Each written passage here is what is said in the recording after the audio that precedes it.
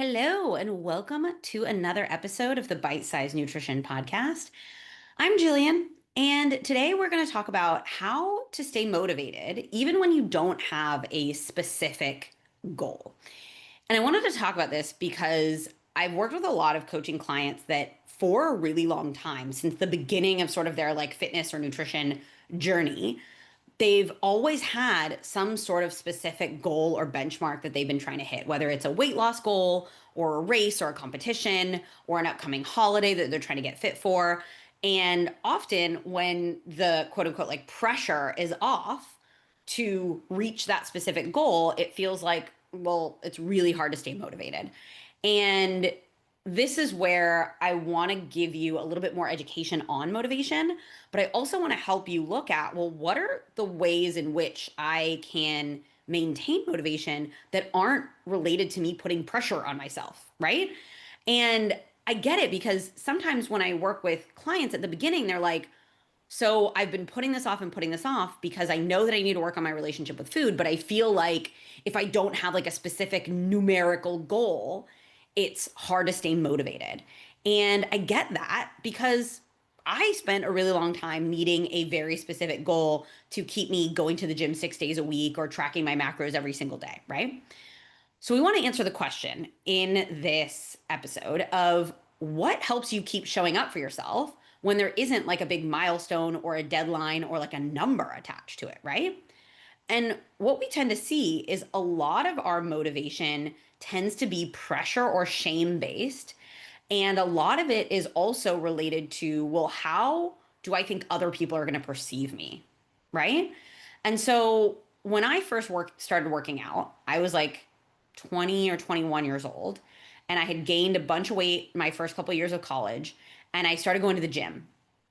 And it was so motivated by I should lose weight, my pants don't fit, I feel like I look gross, boys don't like me, right? I felt like I should go to the gym and I had to go to the gym. And I would go and I hated it. And any excuse that I could find to not go to the gym, I would jump at that excuse. However, when I think maybe I was 21, I was invited to a fitness boot camp style class by a couple of friends, and it was in the gymnastics gym at my university, and it completely shifted my motivation for exercise. I had never been motivated to exercise before, except for the pressure of you got to do this to lose weight, right? But this class was so fun. The instructor was great. I still remember her. I think her name was Kristen or Krista. She was so much fun. And I would meet up with my friends every week or twice, I think it was twice a week to go. Then my boyfriend at the time, I convinced him to join with me. And so instead of shooting myself to you got to go to the gym and get on the treadmill, I now had something better to motivate myself with, which was joy and fun and belonging. I felt like, ooh, I'm part of a group. We're all doing this. There were people of all different fitness levels. It was amazing, right?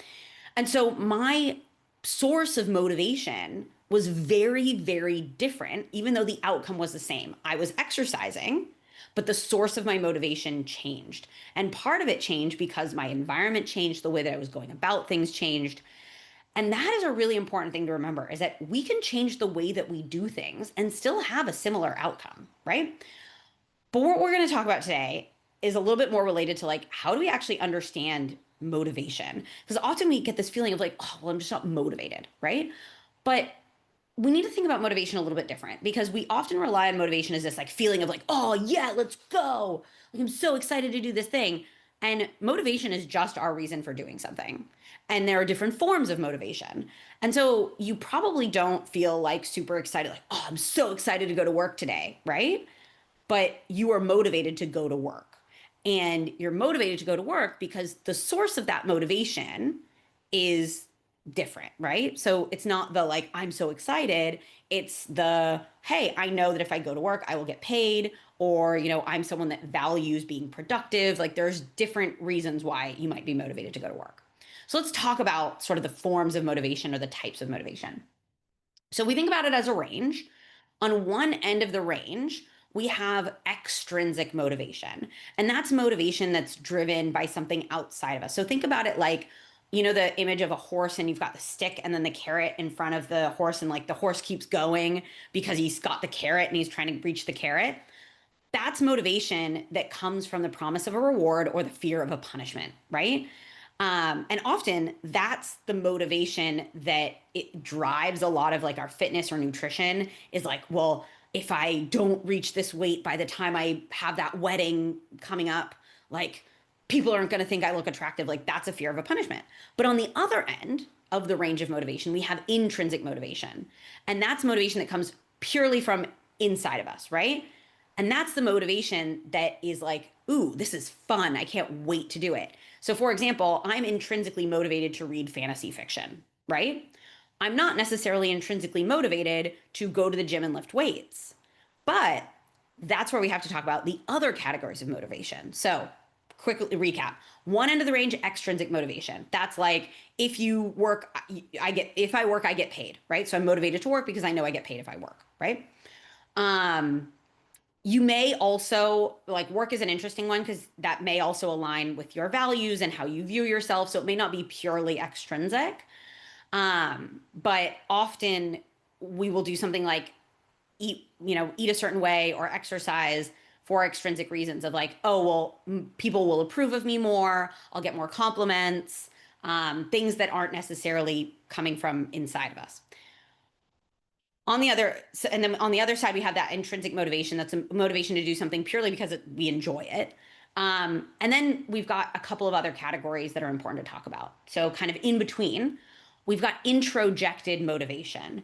And so introjected motivation is more towards extrinsic motivation. And introjected motivation is like that internal should. And it often comes from this place of fear or inadequacy or shame, like I better go to the gym or people aren't going to think I'm like the fit girl anymore. Or, I have to eat healthy because people see me as like the healthy person. So it's the type of motivation that is often like motivated by shame, or like I'm not good enough, right? However, we have another form of internally regulated motivation, and that's identified or integrated motivation. And this is closer towards the end of intrinsic motivation. And this is where ideally we're drawing our motivation to do things from. And the identified and integrated motivation is the I do this because it's important to me, or I do this because it's part of how I see myself. And as I mentioned, a lot of our weight loss motivation comes from extrinsic or introjected motivation. And that's why we often need like a short to midterm benchmark to maintain that motivation. That's why you need to see the weight on the scale go down in order to maintain motivation towards that goal, because it's either extrinsic or introjected. It's the type of motivation that doesn't tend to be high quality, right? We think of extrinsic or introjected motivation as low quality motivation. Tends to come and go, tends to be really hard to keep up with. But I want you to consider this. I don't go to the gym because I love doing shoulder presses or because I cannot wait to do lunges. I go to the gym because physical fitness is important to me. I identify as someone who is active. And I look at my dad, who's in his 70s. He's exercised his whole life. He's mobile and strong and active. And those are things that I value. That inspires me. I look at that and I'm like, oh, this is the kind of person I want to be. However, back when I was training for CrossFit competitions, it felt like if I didn't have something coming up on the horizon, or if I wasn't stepping on the scale every day, or if I wasn't getting like compliments from other people, I just didn't care. I would show up and I'd go through the motions, but it didn't feel that good. And the motivation came from like fear of not being good enough or shame or feeling like I'm not a good enough CrossFitter, right? And so now I'm actually potentially even more consistent with exercise, and exercise feels better now because I identify with the reasons why I want to exercise instead of exercise being motivated by like, oh my gosh, I need to be better. People are going to judge me. I have to lose weight. I have to control my body, right? So how do you shift? How do you do the shift between like an extrinsic or introjected motivation to integrated or identified motivation, or even intrinsic? And so one of the ways to do this is by understanding your values. And you've heard me talk about values before, but just in case, values are the principles or the beliefs that most matter to you. It's the kind of person you want to be, it's how you want to show up in your life.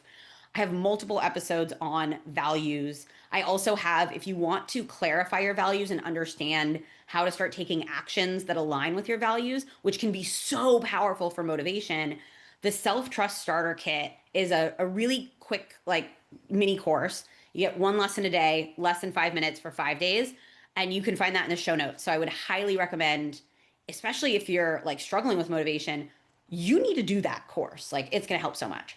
So when I start working with a new client, we do a lot of work on understanding core values.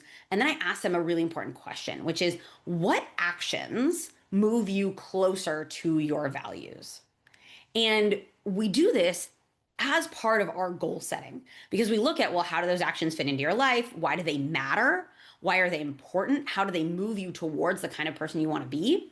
And so I'll have a lot of clients that realize they're like, oh, I actually want to eat in a healthful way because I feel physically better when I do. And when I feel physically better, I can be more present and connected with others because I'm not distracted by like how I feel overly full or by thinking about how I haven't pooped in 3 days, right? Or clients are like, well, I want to move my body because adventure is important to me. And I want to be the kind of person that is hanging out with like my kids and my grandkids and moving my body and going on hikes with them and all of those things. And that can be really, really inspiring to think about like, oh, that's the kind of person I want to be. And I've I specifically am thinking of one client who had always had one of those like benchmark sort of goals, whether it was signing up for like a 5K or a 10K or having like a specific weight loss goal. And when we identified her values and we recognized like, oh, this is actually why eating well or being consistent with exercise aligns with the kind of person she wants to be, it became a lot easier for her, one, to be more flexible with her exercise without feeling guilty for like missing a day or shifting the type of exercise. And she found that it was taking less sort of like, you gotta do this type mindset to help her do things like eat vegetables or include protein because it was coming from a place of, oh, wait, this is the kind of person I wanna be, rather than like, I have to do this because I have to reach this goal. So I want to end with a quick exercise for you. If you are walking or driving, you can come back and listen to this and maybe write this down. Or you can just pause and think about it. But I would really encourage you to write this down. And I want you to think about what currently motivates your approach to fitness or nutrition. Do you think it's extrinsic motivation? Do you think it's introjected motivation? Is it identified or integrated motivation? Is there any intrinsic, like pure joy of it that comes into play? And you can ask yourself, like, does that motivation come from a place that feels like pushy? Am I shooting all over myself? Is it driven by fear of like inadequacy or people judging me in any way? If I didn't have, so sorry, next question.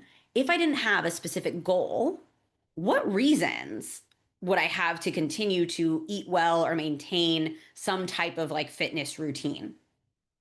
Right? So taking out the like weight loss, taking out the competitions, like why would you want to do that? Why would you want to keep doing those things? And then ask yourself, how do those reasons align with what I value or who I am on a deeper level? So looking at this from like values and identity, and maybe you're like, well, I am someone who values like mobility. Like I love the ability to like sit down on the floor with my toddler and like my hips feel good. Great. That sounds like motivation to do yoga, for example. And then I want you to ask yourself, is there any way to bring more joy or fun or lightness into my approach to nutrition or fitness? And I ask you this because we often see these things as like, I gotta do this. I just gotta get it done. I gotta put my head down and grind. But it can be joyful or fun. Like when I started doing that fitness class in a gymnastics gym, it doesn't have to look just one way, right? I have a client right now, for example, who is playing around with eating more seasonally and she's finding it so fun because she'll go and she'll buy like fruit or vegetables and she'll be like, oh wait, this is something that's only available in the summer. I want to create a meal around it or I want to create a dish around it. And so she's bringing more fun into cooking and it's motivating her to cook healthy meals without the like, oh God, I should eat more fiber or I have to eat vegetables, right? So let's wrap up. I want to reinforce to you that you do not need some very specific, like you need a SMART goal. You don't need a SMART goal to stay consistent, to stay committed. But it is really helpful if you understand what kind of person I want to be, what actually matters to me, and how does treating my body with respect actually align with that, right?